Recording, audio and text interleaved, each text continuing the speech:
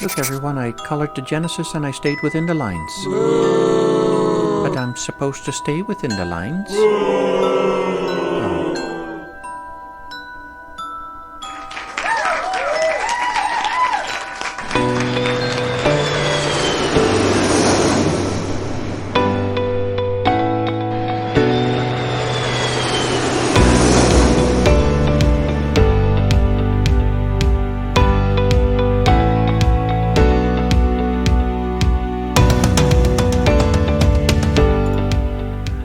So, my last Genesis design wasn't as successful as I thought it would be, and I think that's because I left too many compromises in the design.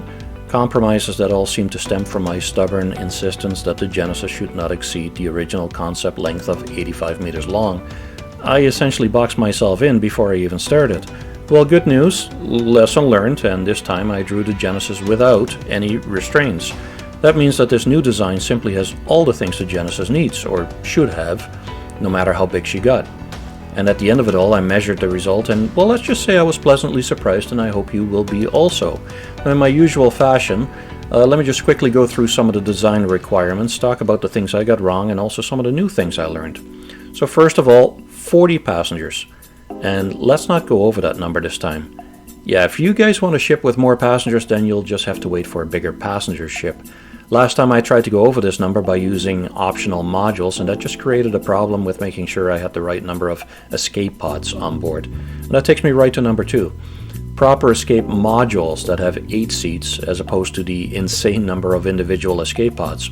Imagine you're the guy who accepts the rescue mission and now you have to track down and catch up to 40 or 50 individual escape pods that are spread out over a vast region of space. Suppose you can't find them all. That would mean that some passengers or a real player will never get rescued. Now, the escape modules are bigger and they have a larger cross section, so they should be easier to find. I think they also have a docking port so that you can offload the survivors without having to tractor in individual escape pods and have them littered all over your cargo bay. And by not going over 40 passengers this time, I'll know exactly how many escape modules I need and nobody gets left behind. You need 5 escape modules to seat 40 passengers. But then there's also the crew, which requires a 6th escape module. Mind you, any real player that needs to evacuate is liable to eject the module before all the seats are filled. So I actually made sure that there are more seats to escape in than are required. Now, my next point is beds. So this time let's make it possible for all 40 passengers to get a bed. Maybe not in the default configuration, but if you equip the right sleeping modules, then you can have 40 beds for 40 passengers. The next one is cargo. 304 SCU of cargo was promised. Now this sounds like it's only about half the amount of cargo you might expect to carry on a large size ship, but that's where Tony Z will have to give us an economy where 40 passengers can make up the profit margin equivalent of another 300 SU of cargo. And this time I want the Genesis to actually have the promised 304 SU of cargo capacity in its default configuration, with the option to add more cargo capacity with the use of a module, but not to the point where it can exceed the Caterpillar or the Hercules C2. One other thing I'm introducing to this time is the concept that every passenger gets to have 1 SCU of personal luggage. That means that 40 SCU worth of cargo capacity in the front cargo bay has to be reserved for passenger luggage. So you can't just buy 304 SCU of commodities, because for every passenger ticket that you sell, you're also giving them 1 SCU of your cargo capacity. That means if you're a real player and you book a seat on the Genesis, you can now take with you a personal 1 SCU container containing whatever personal effects you want to take with you from point A to point B. Now, this applies to the new feature of having personal cargo containers in the game, but it also means that the crew might be responsible for offloading the correct personal luggage once you arrive at the destination. Even 900 years in the future, I guess your luggage can still get lost. Let's talk about crew. I went with a crew of 4 again, so you have 1 pilot, 1 flight attendant, 1 bartender, and the 4th crew member will be a floater that can help out or fill in at any of these jobs, as well as sit in the co-pilot seat to remotely operate the big gun turret in the back. Now, let's talk about the food galley. The last one was very small and only had barely enough room for a single flight attendant to stand in. This time I want a proper size food galley, where 2 flight attendants can easily work in without interfering with each other. That means 2 sets of mixmasters, 2 fridges, storage cabinets, and I've even added a human version of the Banu merchantman's magic tagine, which will be able to create much more fancier and elaborate meals than the ordinary food preparation stations that we see on most ships. After all, some of these passengers are sitting in VIP sections, and they expect to get food that exceeds the standard in a military mess hall or whatever the working crew might get on an industrial ship. Like Paul Jones explained in the Merchantman video a few years ago, the magic tagine is fed from below to give it the matter or stuff it needs to make the food from. And I'm going to use a delivery box-sized container for this, which has to be replaced from time to time whenever it runs out. So this now adds a gameplay responsibility to whoever's working as a flight attendant to make sure that the magic tagine doesn't run out. Next is the modules. I went with 2 main modules again, and this time I've made them not only bigger, but you can rotate them 180 degrees so that they can fit on either side. Now before, if you had 2 modules that used to only fit on the left side of the previous design, then you couldn't have both of them on the ship at the same time. But in this new design, you can, because every module fits on either side. You can really mix and match any combination. Next point is symmetry. My last design had internal asymmetry, which made it look interesting, but somehow the more I looked at it, the more it bothered me. There really was no need to include the little elevator, because NPCs probably don't like to use an elevator anyway. Elevators just cause NPCs to form a line or a queue and nobody moves. Now, I'm not saying NPCs mind having to wait, but it'll end up looking artificial when a bunch of NPCs are just standing there with an overabundance of patience. I'd much rather see them keep moving, and for that reason I've just gone with proper staircases this time. Speaking of staircases, once again I'm using the folding staircase in the chin of the ship as a primary means for the passengers to get on and off the ship. As I explained before, you don't want the Genesis to have to rely on a third party outside of the ship to provide the stairs, because you could always find yourself in a place where they don't have a set of stairs to provide you, or there might be nobody at all if the place is abandoned. Now, another means for getting on and off the ship is going to be the docking port, and I still don't know if a round docking port can connect to a square docking port. So this time around I've added 2 docking ports, 1 on each side, and that way we're covered no matter what the answer will turn out to be. And of course it gives layout symmetry. Now, I need to mention the new feature of the Genesis, and those are the VIP pods that were introduced to us when we got the Spirit line of ships, in particular the E1 passenger variant. Now, these pods have a sliding door to give the passenger some privacy, and through some logical deduction, I've concluded that these pods measure about 2 SEU in length. Now, what's really neat about that is that when the VIP seat reclines into a full horizontal state, it measures 1.8 meters in length, which just so happens to be the length of a MIL character in the game. You can actually sleep in them.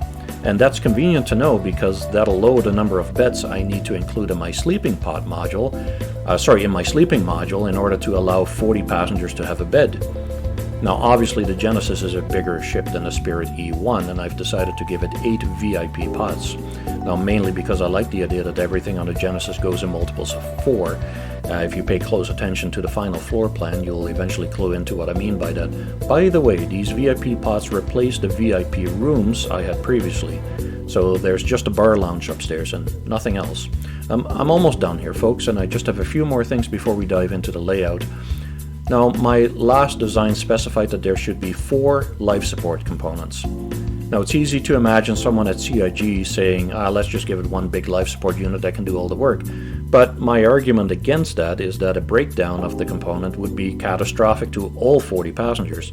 There should be some form of safety or redundancy built into the design. So I'm sticking with 4 life support units, each of which can keep 15 people alive, so that's 60 people in total. But we don't have more than 44 people on a ship, so that means one of these units is working as a spare or backup in case one unit fails. Furthermore, each life support unit will have a medium-sized battery positioned right next to it, making sure that the pipeline connection between the two is as short as possible to avoid any interruption should there be damage elsewhere on the ship. So before we get into the actual floor plan, I just wanted to show you the final length of the Genesis Starliner, and it came out to 95 meters in length. Now don't pay any attention to how I drew the wings over here, because I'm not very good at drawing outside of ships. I just like to draw the inside of ships. But this will give you an impression of the ratio where the Genesis length compares to its final wingspan, as well as how at the back, how wide the Genesis is compared to the wingspan as well.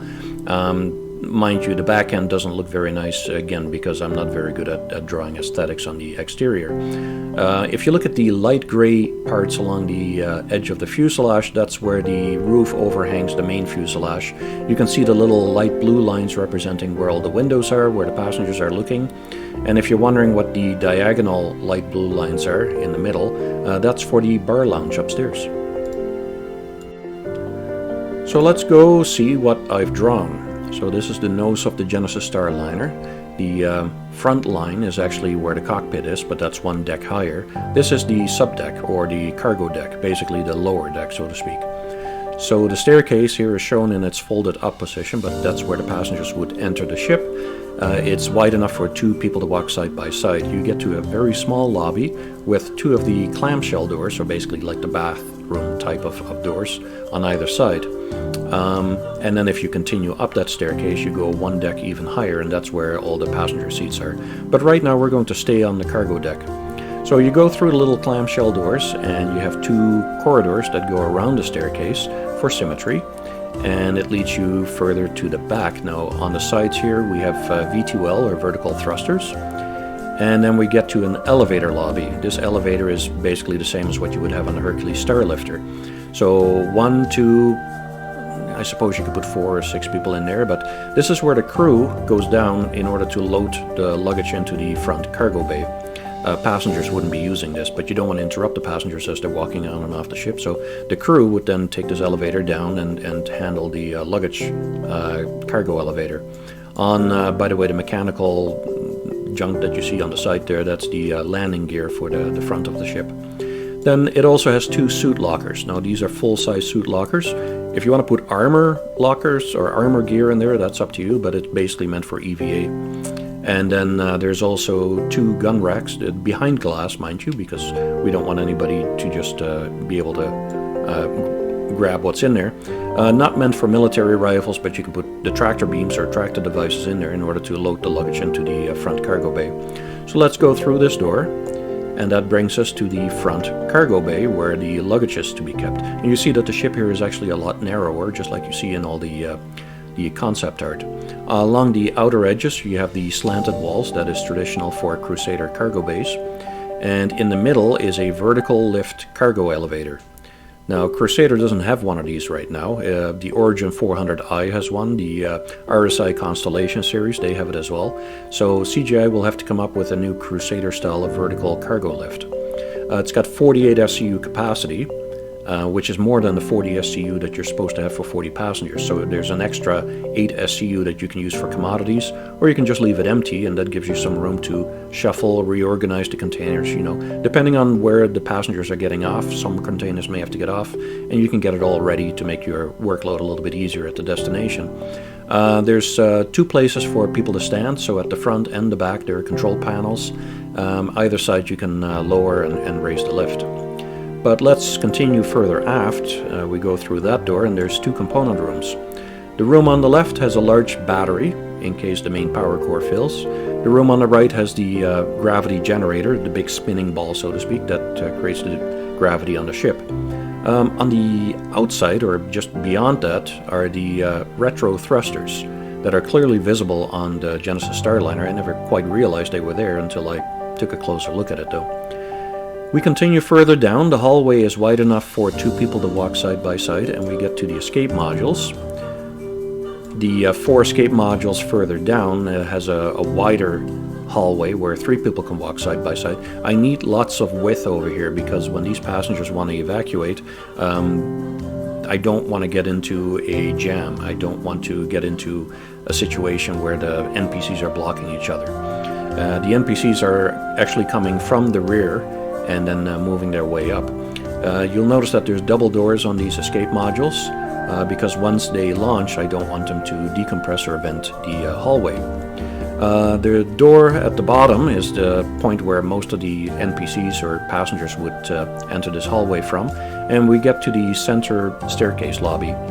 There's 2 storage cabinets. You can put whatever you want in there, whether you want it to be fire extinguishers or medical packs or just delivery box containers. Whatever you want to put in there, that's up to you. It's your ship. And we have the 2 staircases that go back up to the seating sections. Now, I'm not saying that these staircases are wide enough for 2 people to walk side by side. Everyone's running and panicking anyway. There's lots of elbow room, and I'm hoping that 2 of these staircases is going to be enough.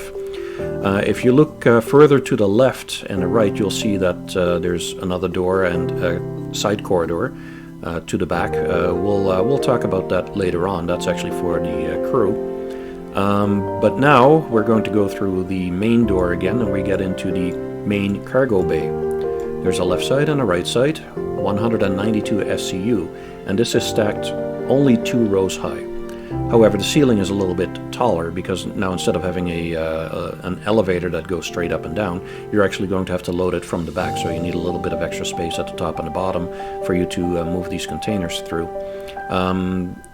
Another reason why I drew it the way it is because the main modules are 1 deck higher up, and I still want to have something in the ceiling that denotes where these main modules are so that they can be dropped down at a Cryastro or a Cousin Crows or something to show you how these modules actually get in and out of the ship. At the back we have a main cargo door. Now this is the same kind of a cargo door that you would see on the Spirit series. It's big enough for a 2x2 container to fit through, and I've already said that the main cargo bay is only going to stack 2 rows high, so this is perfect. We can just copy and paste the Spirit type of cargo door in here. Just beyond that we have 2 cargo elevators. Now each one of them is big enough to put an 8 SCU container on, 2x2x2 SCU, and I've decided to put in an extra one of those Spirit cargo doors in here. If CIG says we don't need that, then don't bother with it. And then we get the main ramp. The ramp, of course, is wide enough for an Ursa to drive up or a G12, but you won't be able to put an over tank in here because remember, we have the Spirit type of cargo doors, which cannot take an Ursa, I believe. So I would actually ask CIG to make these doors a little bit bigger this time so we can actually put an Ursa through it. That's not to say I want that also to happen on the Spirit. I just want that to fit on the Genesis. Now if you follow down the ramp here, you'll see a gray outline. The main outline all the way along the edges, that is the main outline of the main deck. So once you're out on the ramp, there's still ship hanging above you. And what I've drawn here is the engineering section of the Genesis Starliner. So let's take a look at the next floor up. So the next floor up, we start with the cockpit. There's only 2 seats here I've drawn 4 because I also want to show you what it looks like once these seats are sliding all the way to the back for you to get in and out. There's quite a spacious area here for you to walk around. 2 people can do-si-do. I put a gun rack in here. Not that you need it, but you know, it's nice to have. And again, for symmetry reasons, there's 2 corridors going around the main staircase where the passengers are coming up. Now as you go down these staircases, you have some components. On one side I've decided to put the radar in. The Genesis is supposed to have a medium-sized radar. I've kind of drawn it like a large-sized radar because I would like the Genesis to see a little bit further. I'll leave that up to CIG. On the other side there's 2 computers. Now I think the Genesis probably only needs 1 medium-sized computer. I've drawn 2 in. Again, CIG can make it whatever they want. And then at the end of each of these side corridors there's an escape pod. So these are not the big escape modules, but the pilot and co-pilot should be the last 2 crew members to get off the ship in the case of pending disaster. And if the escape modules have already launched, well, how are they going to get off the ship? Well, last people off the ship, they get their own escape pods. And then you have 2 small doors, which will bring you back to the upper lobby, where the passengers are now coming up the stairs. What you have then is a round door, and the round doors there in case of explosive decompression or if there's a fire. And you'll see that throughout the ship, that all these sections are broken up by doors to prevent decompression, fire propagation, or heavens forbid we got pirates coming in and we want to slow them down as well while we evacuate the passengers on the other side. So we get to our first seating section in multiples of 4. So we have 8 on the left and 8 on the right. And if you look carefully, you're going to see that each one of these seats has a square on the right hand side, and that is the food tray. I'm going to talk about the food tray here in a moment when we get to the food galley. These square objects here on the side, those are garbage containers, because remember, when trash goes in the bin, we all win. There's also a very wide hallway here. 4 people can walk side by side.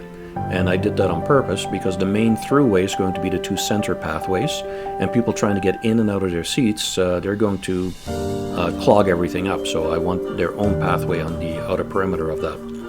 If we continue further back, we get 2 small washrooms with the clamshell doors, just like you would see on the Hercules and the Mercury Starliner. Then we get one of our first safety doors. Now this is based on the Spirit type of cargo door. It's usually always open. So normally you wouldn't have to wait for it to open and close. It's always open unless there's a fire, unless there's an explosive decompression, and then it just automatically shuts, but you can manually reopen it again. We then get to the docking ports. One on the left, one on the right. Again, we are using the clamshell doors or the bathroom style doors. Then you have a little changing room in there. You have an EVA suit locker, and again we have a rifle rack or a gun rack behind glass, so nobody else can grab what's in there. You can put your repair tools in there. You can put tractor beams in there. Again, it's up to you. And then we have the final airlock at the end with 2 little safety doors. And of course that's repeated on the other side for symmetry. You continue further down, you still have 4 pathways. You get 2 storage lockers, just like we saw on the lower floor. You can put med packs in there, you can put fire extinguisher in there, or delivery boxes for whatever you want. And the next thing you're going to see is 2 luxurious bathrooms, and these are for the VIP seats. So when you go in through these, you have a storage locker where you can hang up your clothes, your suit so to speak. You have a sink, it has a built-in shower, and of course there's the toilet in there, and it's repeated on the other side again for symmetry. And this is where the cabin gets wider. We have a little feature over here, whether that be a waterfall or a garden feature or a nice poster. I mean, something beautiful. You could even make that modular if you want, and then you can customize the interior of your ship. But in the middle, we have the food galley. On the outside, we have the VIP pods. So there's 4 pods on either side. They have their windows. Now, some people may have thought that these are ejectable, like their own escape modules. I don't think they are, because if you look in the Spirit class, if one of these pods ejects, you'll decompress the entire hallway, and that's not very nice for the last guy trying to get back to his seat. So I'm assuming that these are not escape pods. Let's take a look at the galley over here. So the galley has 2 pathways in the middle, and everything is repeated. So at the top we have the orange Mixmaster over here, and that again is repeated at the back. The little blue cabinets, those are your fridges, whether that be water or beer or juice or whatever you want to have in there. And of course it's also repeated, you have them at the bottom and also at the top. Then in the middle section, the green cabinets, I figured we'll just leave those for bars, protein bars, chocolate bars, whatever. The yellow cabinet, let's make those sandwiches, tuna sandwiches, roast beef sandwiches, whatever you want to do. And then the purple thingy in the middle, well, that's your magic tagine, or a human-rated version of it, of course. The Banu have theirs round. I decided to make mine square. The gray square next to it with the arrow on it, that's where the delivery size package goes in, because the tagine has to be fed with all the material, matter, protein, you name it, whatever it takes to make the food. And from time to time you got to take the empty out and you put the new one back in again. It's got a handle, the magic tagine has a handle on it, you open it up and there's your food. Now I said I was going to talk about the squares. So now remember, when the passenger comes on the ship, he sits down and he can use his mobi-glass, or maybe there's some kind of a screen in front of him. He has a menu that he can choose something from and he makes a selection. that order is then placed electronically and it shows up in the food galley. Now, preferably somewhere on the ceiling, something will go ding, a light will flash, letting the flight attendant know that there's an order waiting. When they get to the food galley, they take a look at the order screen. They can see the seat number, they can see what was ordered, and there's a timer running next to it that shows you how long ago the order was placed. If you take too long to get the item to the customer, you're going to get a bad review.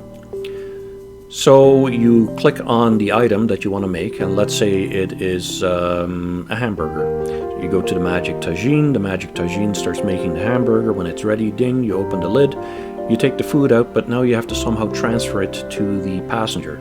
You could have a situation where you have an NPC passenger and an NPC flight attendant.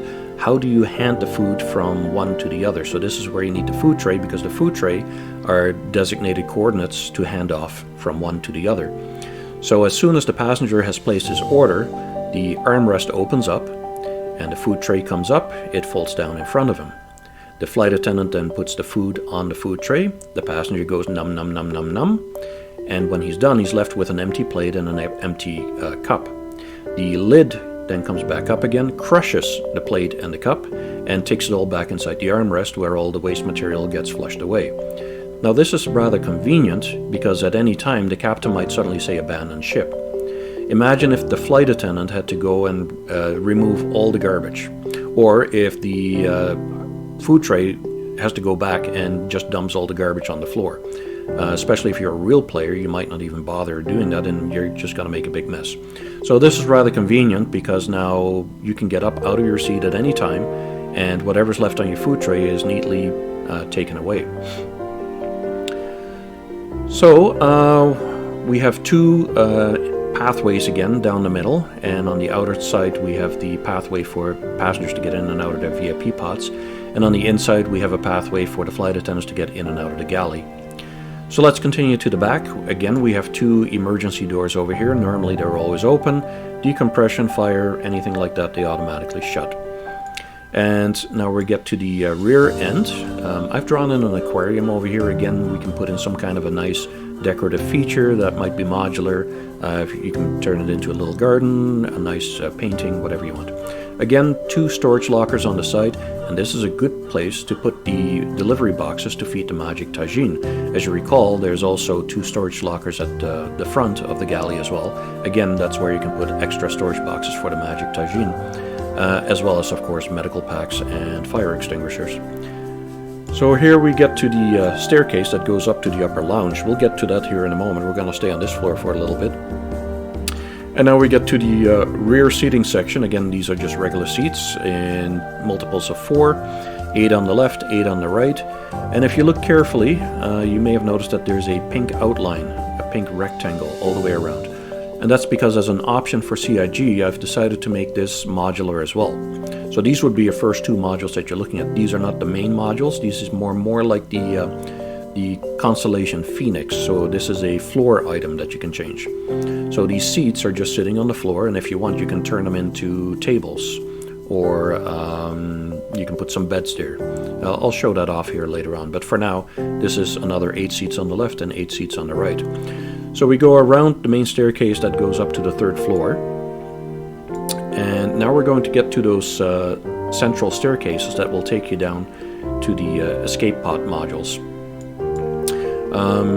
So you go through these doors on the left and the right, and that'll bring you down to the bottom floor. You'll also notice again that there are these side corridors, and this is for the crew to use to get to their habitation and their recreation areas. We'll get to that here in a moment. If you stay in the center hallway, however, you go up a small set of stairs because the cargo bay needs a little bit more ceiling room. You get to another door, a round door to prevent explosive decompression fire, that sort of thing. You're familiar with that by now. And we get to our two main modules. Now the aisle in the middle is wide enough for 2 people to walk through. And you'll see that the module on the right is blank for now. So this is the default configuration. On the right side, you don't get a module. So as a default, it's just an open void. Now, notice that the module itself will have the doors in it.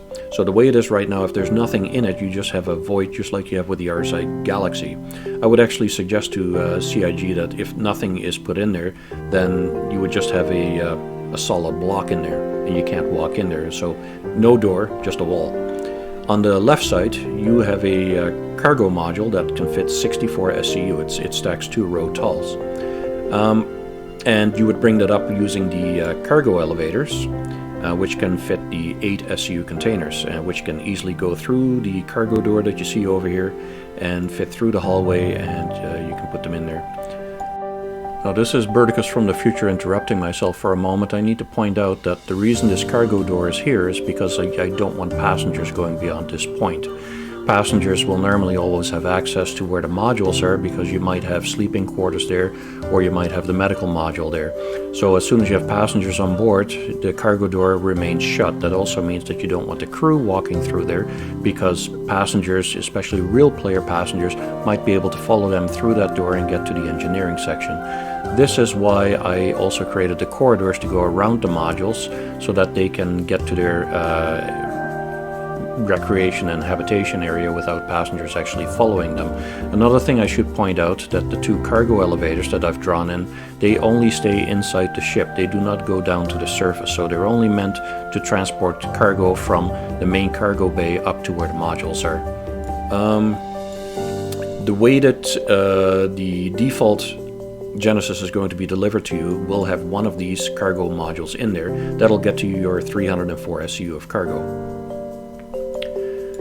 So if we go past the cargo elevators over here, we get to a door that leads you to engineering.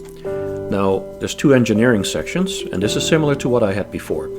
So the first engineering room over here is also an aisle that goes from left to right to connect the recreation area with the habitat, and this is where your medium components are.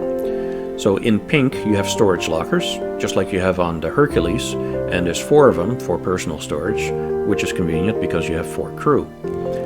Then you have 4 batteries, and next to each of these medium batteries is your life support unit. Each one of them can keep 15 people alive.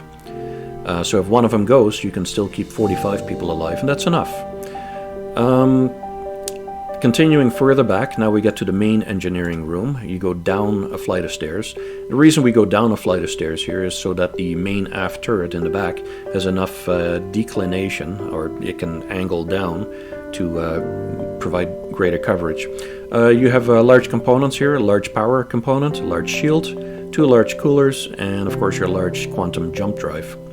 And then on each side we have a small control panel with a window that looks into an engineering section, an engine so to speak, for rule of cool. So now let's take a look at recreation on the left hand side.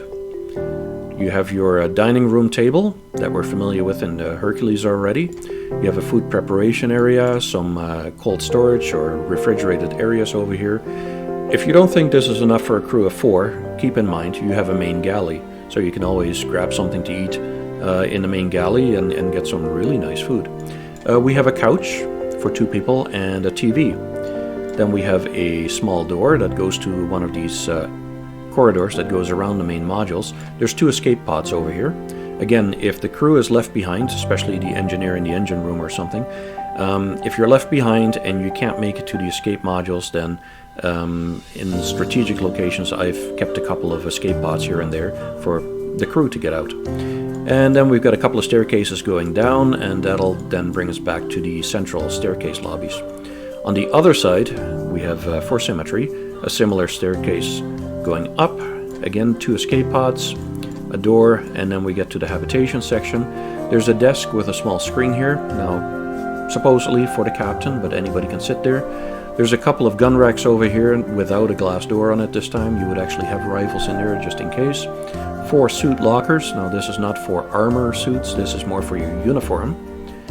We have a small bathroom with a shower combination, of course, for the crew to use. And then at the end over here we have bunk beds. So 2 beds on the left, 2 beds on the right. If you think that these people are too close to the engine, well, just keep in mind it's all a rule of cool, and that the engine room is a little bit lower down anyway, so it should be fine. So that makes up the main deck. Now let's go back to that main staircase, and you'll see that the staircase over here is wider. It's wide enough for 3 people to walk side by side. So let's go take a look at the upper lounge. The upper lounge, you can see outlined over here. You've got the aquarium again. You go up. The staircase goes a little bit further than what I showed before. And left and right, you can already see the big panoramic windows up here. There's 2 couches for 2 people each, and lots of room here for people to walk around, to do-si-do and all that. You can stand at the railings over here and admire the view outside. And in the middle, we have the main bar. 8 seats, and the area inside is wide enough for 2 bartenders to work in. And they can do-si-do around each other. Further to the back, you got your garbage bins again, 2 more couches. So altogether you can have 8 people sitting on couches, you can have 8 people sitting at the bar. There's lots of space here. Then we have 2 more bathrooms, and we have an area where the bartenders would be working in. There's 2 mix masters here, 1 for each bartender. You've got your fridges, you've got your sandwich storage locker, and your protein bars, chocolate bar storage as well. And of course then there are these doors to make sure that it's for the crew only. In the back of the bar there's some kind of a visual feature again, whether that be a water feature or just glasses or bottles or a logo. I mean that's up to CIG to make it look impressive, because that's the wall that all the people sitting at the bar will be looking at. We have 2 more storage lockers over here. Again, medical packs, fire extinguishers, extra protein bars. I mean, whatever you want to put in there, it's your ship, you do whatever you want. And then in the back here we have 4 more escape pods. Now keep in mind, if disaster strikes, the people who are sitting up here might get left behind. Or maybe they just don't have means to get down the main staircase because it's blocked for whatever reason. So their only recourse is then to walk further to the back of the ship, and then there's 4 escape pods over here. I'd love to put 16 of them in here, but that's just not feasible. If you go further to the back, you get to the remote turret. Now the concept says that this should be twin size 4 guns. However, since this is very important to protect people, I say 2 size 5 guns would be warranted. However, since the Arrestra came out, we've now also seen that there are quad turrets. Whether this would be quad size 3, quad size 4, I'll leave that up to CIG, but make it something impressive, because it's the only turret you got. And then further in the back, again, I've grayed in the engineering section with a little staircase over here to denote that, yes, you are going down slightly to make sure that the barrels of the defensive turret can angle down as well as left, right, and up, and that sort of thing. And now finally, let's take a look at some of the optional modules. So I've got 4 examples put over here. We'll start with the one on the left. So let's focus in, and on the left, remember where we had the pink outlines on the rear seating section? I've left it the way it is. But now if we go down to the main modules, you see on the left hand side I put a sleeping module. 16 people can sleep here. These are all bunk beds. And as I said, the modules have their own doors. So there's a small screen where you can walk up to, see if there's a bed available. You say, I want this one, you pay for it. It then assigns you a pod number, and the doors will open. You go inside, you hop into your bed. You see a glass screen in front of it. That gives you privacy. Once you're inside, it's a frosted window, and you're asleep. Once the ship arrives at the destination, all the NPCs are told to wake up and get out. If you're a real player, and you're sleeping in one of these and you've gone AFK, let's say you had to go to work and you're not even playing anymore, then of course we got a problem, because you land at the destination, captain says get off the ship. After 15 minutes, anyone who's not off the ship is deemed to be an undesirable. You're now trespassing, you can be taken off by force. But if the player isn't even in the game right now, how are you going to get him out, even by force?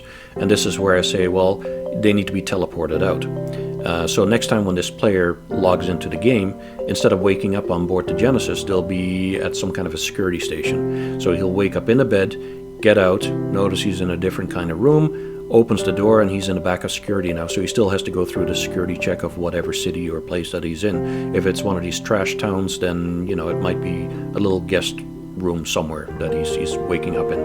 And then hopefully his luggage is waiting for him. On the right hand side is your medical module. So you notice the entranceway is a little bit more elaborate now. You have a door that's wide enough for a trolley to be pushed through, and there's a small rounded window over here where I guess a doctor or a nurse could be sitting to see what's going on. Not really sure why I drew that in there, it just looks cool. If you go in there, then you have a tier 3 bed or a lower tier bed, and 2 recovery beds on either side.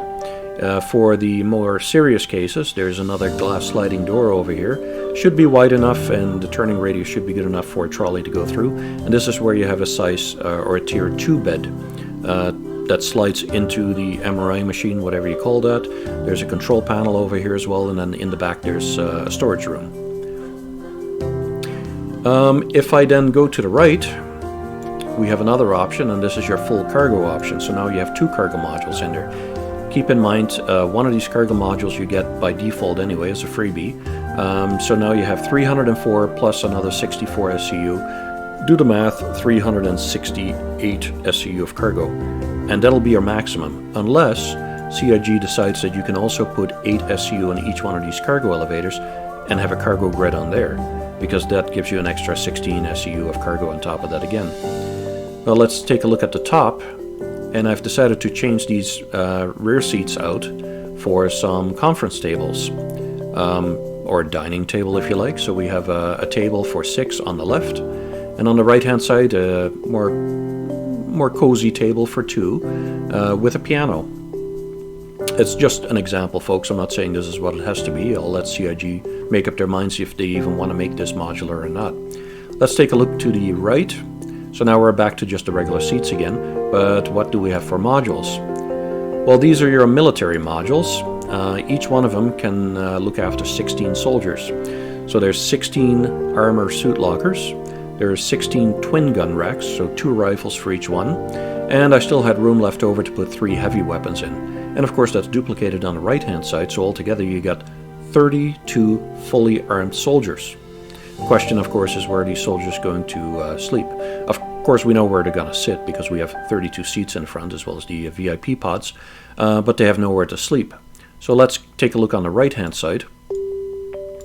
On the right-hand side, I left 1 armor suit module in, so now you've got enough for 16 soldiers again. There's your medical module. I've rotated it around again now because it's on the left-hand side. So now if these troops come back injured, you can heal them again, but they still need a place to sleep. So this is where I went and I changed out the rear seating section over here with bunk beds. Now these bunk beds, they don't have a door, they're just sitting on the floor. They're bunk beds. 16 people can sleep here, 16 people can sit at the front, and 16 soldiers can get suited up in their armor module, and if they get injured then they can get healed in the medical module. Now if CIG says I'm not going to make the rear seating section over here module, that will always be another 8 plus 8 seats over here, well then you'll have to do away with the medical module and you have to put the sleeping pod module in here. So these are just some of the options. Another option that I could suggest is that you make VIP luxury quarters, or an apartment so to speak, whether you want to make that an elaborate captain's quarters or a presidential suite. I'll leave that up to CIG. There's so many things that you can build here, but this is just something to start with. And that will do it for today's tour. Now, these layouts will be posted on Spectrum and you can let me know if I finally got it right, or if you think I still overlooked a few things. The sooner we can nail the design down and the associated gameplay, then the sooner CIG can get to work to making the Genesis, although I suspect getting server meshing to work may be a vital part of that. But this concludes the video, and I'll just say my goodbye. Goodbye.